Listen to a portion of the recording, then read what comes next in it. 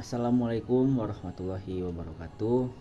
Perkenalkan, nama saya Sahril Zakwan Fakih dengan NIM 124370062, mahasiswa Teknik Pertambangan ITERA angkatan 2024. Jadi di sini saya akan menjelaskan apa aja yang saya dapat selama perjalanan ekskursi ke PT Smelting Gresik. Oke. Jadi kunjungan ekskursi ke PT Smelting Gresik ini bisa dibilang agak spesial lah, karena bersamaan dengan salah satu program kerja dari himpunan dari HMTA, yaitu HMTA Visit Company. Jadi ini bukan ekskursi biasa seperti sebelumnya. Jadi perjalanan ekskursi kali ini tuh kita collab dengan pihak himpunan. Jadi sini saya akan bercerita. Yang pertama, kita memulai perjalanan itu dari tanggal 2 Oktober di hari Kamis sampai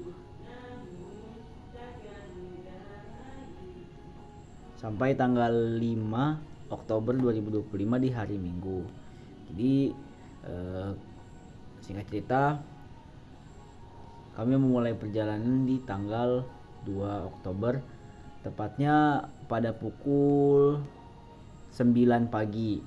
Nah, itu jam 9 pagi kami sudah memulai perjalanan. Sebelumnya kami berkumpul itu sekitar pukul setengah 8 persiapan. Kemudian setelah semuanya datang, kami juga sebelumnya melakukan dokumentasi bersama dengan Pak Arham. Sebelum jam 10 itu kami bergerak ke PT Smelting Gresik.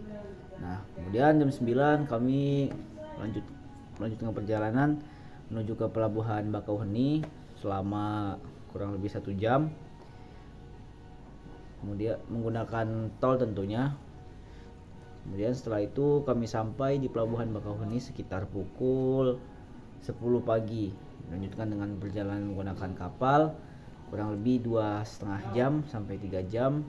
Kami sampai di Pelabuhan Merak itu pukul setengah satu.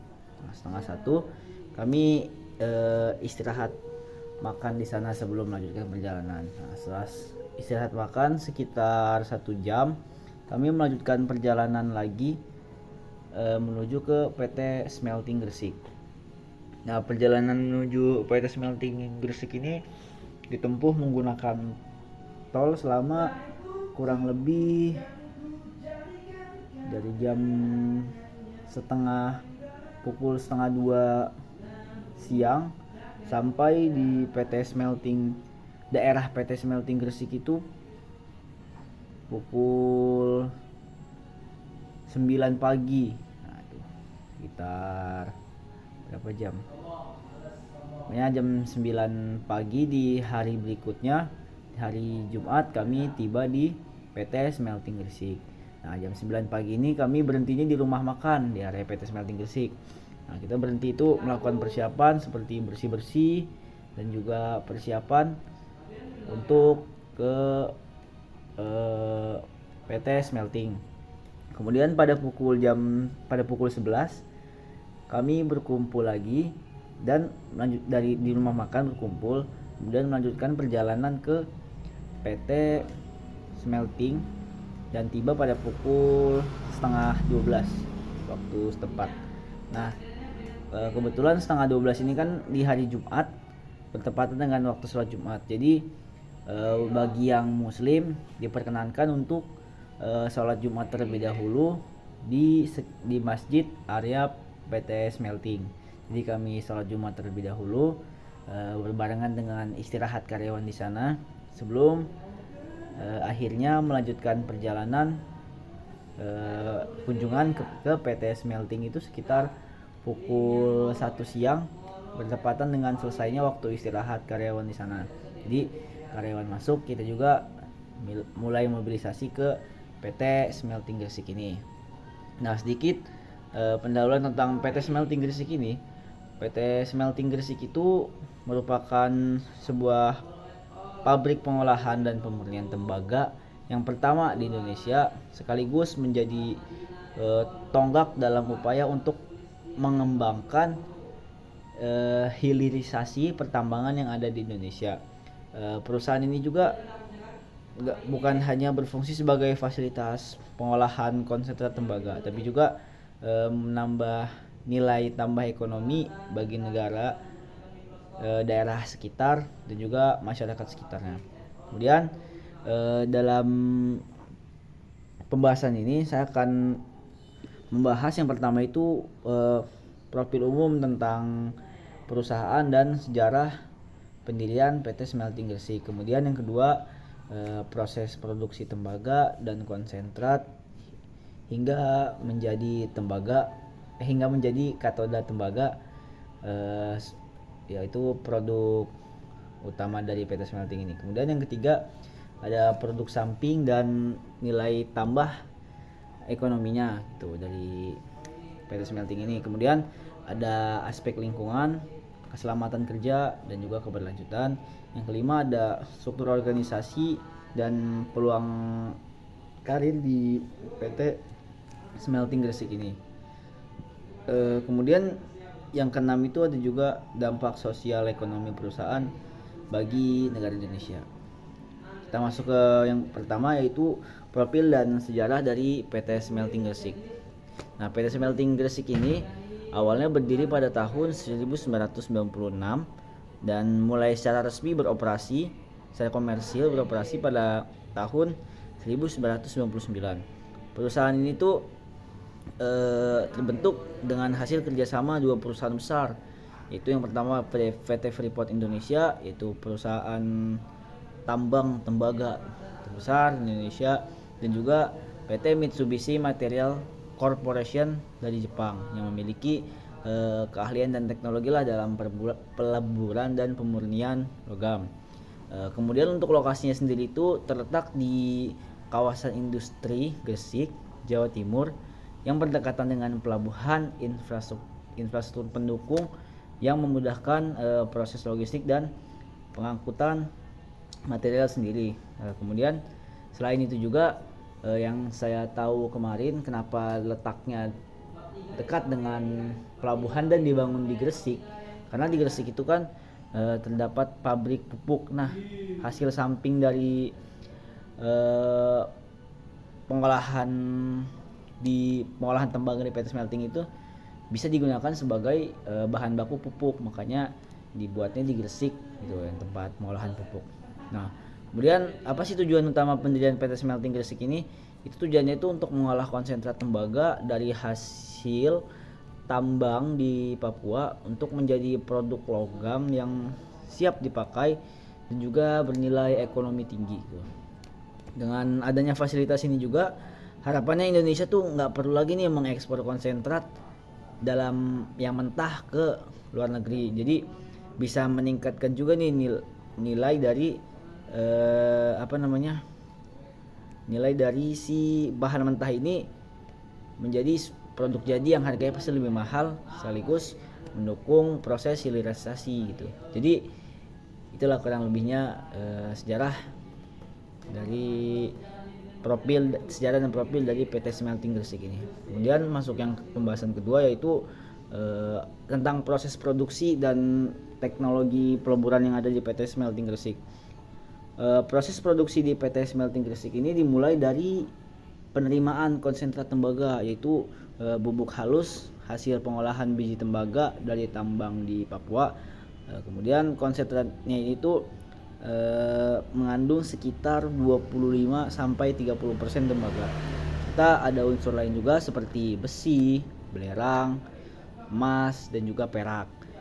Secara garis besar, proses pengolahan di PT Smelting Gresik ini tuh dibagi nih menjadi beberapa tahap utama. Yang pertama itu ada tahap peleburan atau tahap smelting, di mana konsentrat tembaga yang sudah diantarkan itu terlebih dahulu dicampur dengan sebuah flux atau semacam silika, kemudian dia dilebur dalam sebuah alat namanya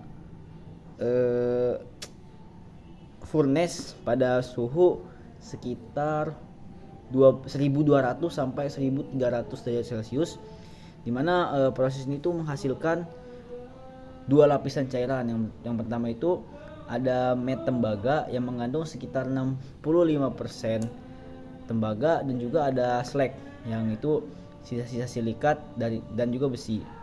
Kemudian met tembaga ini kemudian dialirkan ke tahap berikutnya.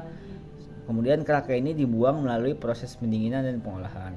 Kemudian proses yang kedua itu ada konversi atau converting, di mana pada tahap ini itu met tembaga dimasukkan ke dalam converter furnace, dan udara dan oksigen yang ditiupkan mengoksidasi unsur besi dan belerang yang masih tersisa, hingga hasil akhirnya itu berupa tembaga blister dengan kandungan sekitar 98,5% sampai 99% tembaga.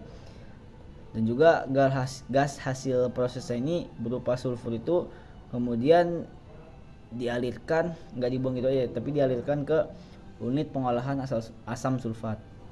Kemudian yang ketiga itu pemurnian listrik atau electrorefining. Nah, jadi tembaga blister ini dicetak menjadi buah anoda tembaga dan dimasukkan ke dalam elektrolit asam sulfat. Nah, terus proses elektrolisis ini menghasilkan tembaga katoda murni dengan kemurnian 99,99% tembaga yang dikenal juga sebagai chopper cathode. Nah, itu produk utama hasil dari PT Smelting Gresik ini. Jadi setelah itu dilanjutkan dengan pengolahan gas dan limbahnya. Itu gas buangan dari proses peleburan yang mengandung SO2 itu diolah lagi nih menjadi asam sulfat yang bernilai jual tinggi dan juga ramah lingkungan. Proses tadi juga dilakukan untuk mencegah terjadinya pencemaran udara. Kemudian kita masuk ke poin yang ketiga, yaitu produk utama dan produk samping dari PT Smelting. Nah, untuk produk utama dari PT Smelting ini sudah disebutkan tadi, yaitu berupa tembaga katoda murni dengan kadar 99,99%. Nah, produk ini tuh digunakan untuk apa sih? Jadi tembaga ini tuh bisa digunakan untuk industri kabel, alat-alat elektronik, kemudian pembuatan pipa tembaga, komponen kendaraan listrik, dan juga bisa sebagai penunjang infrastruktur energi. Jadi selain produk utama tadi, ada juga nih produk-produk hasil samping dari PT Smelting yang punya nilai tinggi. Yang pertama tuh ada asam sulfat. Nah, dimana sih hasilnya itu dari hasil pengolahan gas buangan SO2. Kemudian ada juga slag, dimana ini tuh digunakan kembali sebagai bahan industri, khususnya di material semen dan konstruksi. Kemudian juga ada logam mulia nih seperti emas dan perak, meskipun jumlahnya nggak terlalu banyak, dan yang diperoleh dari lumpur anoda hasil proses elektrolisis tadi. Kemudian ada juga selenium dan tellurium yang digunakan dalam industri elektronik dan kaca. Diharapkan dengan memanfaatkan seluruh hasil samping tadi, efisiensi produksi dari PT Smelting itu akan meningkat, dan selain itu juga yang paling penting, limbah dari hasil pengolahan itu bisa berkurang secara drastis. Kemudian kita masuk ke aspek lingkungan dan keselamatan kerja di PT Smelting Gresik. Nah, untuk keselamatan kerja itu bisa dibilang sangat ketat lah untuk PT Smelting ini. Jadi kita sebagai pengunjung ini tidak bisa asal-asalan masuk. Jadi masuk tuh kita harus diperiksa, dan kalau kita mau turun ke area kerjanya itu kita harus menggunakan peralatan-peralatan safety seperti rompi pengunjung, kemudian ada helm safety, kacamata safety, dan masker safety gitu. Kemudian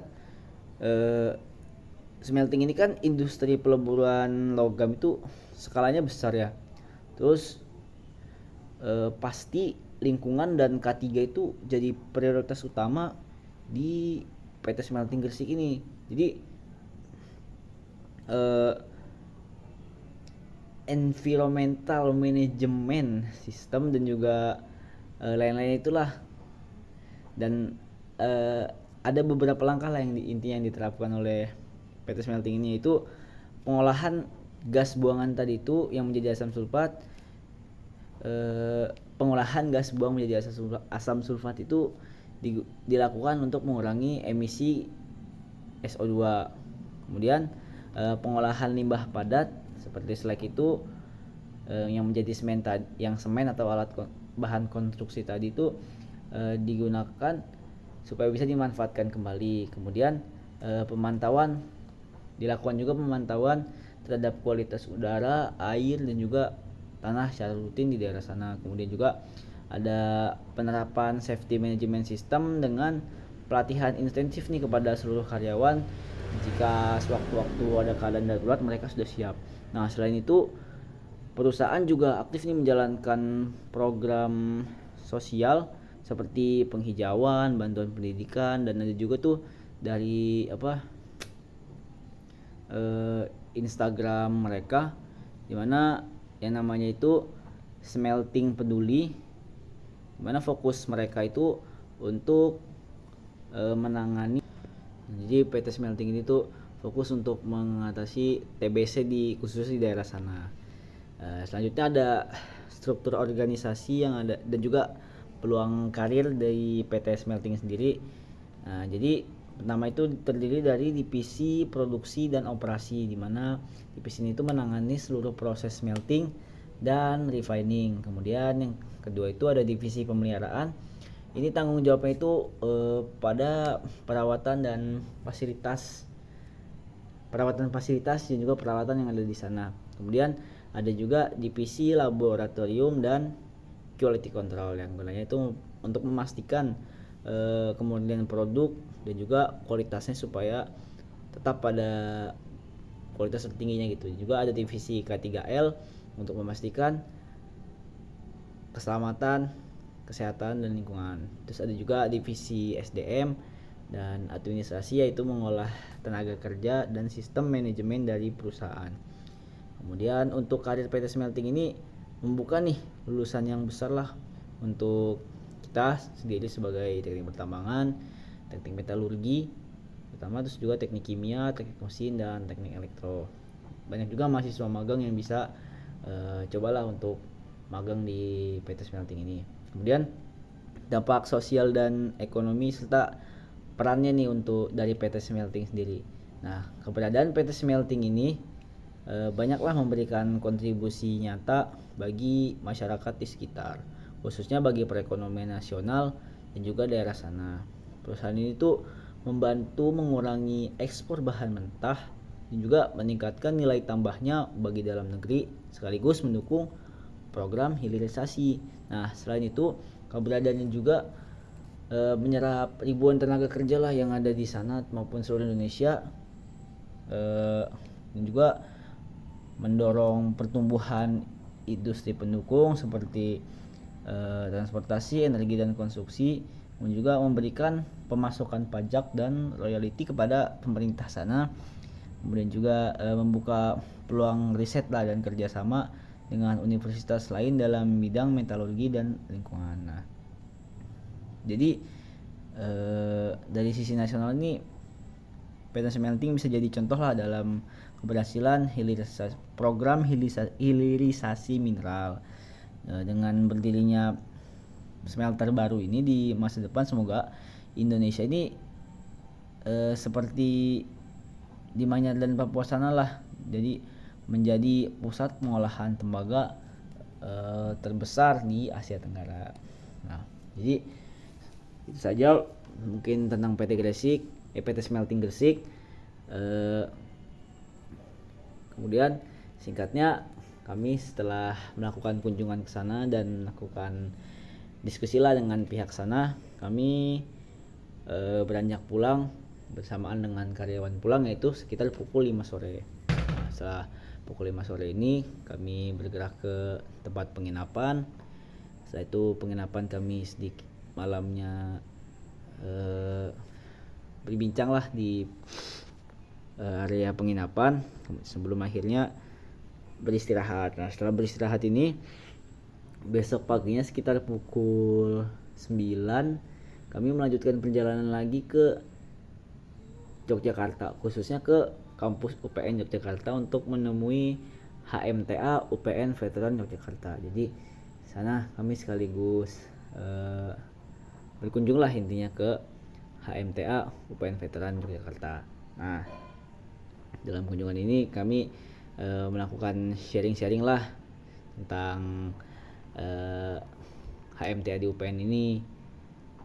Kemudian setelah sharing-sharing pada pukul kami nyampe di UPN itu sekitar pukul 1 siang atau 2 siang. Nah, setelah itu beberapa jam berkeliling kampus UPN, kami beranjak pada pukul 6 sore untuk ke Malioboro lagi. Dan itu kami bersantai, berjalan-jalan dan membeli oleh-oleh di sana sampai pukul setengah 10 sampai setengah 10 malam.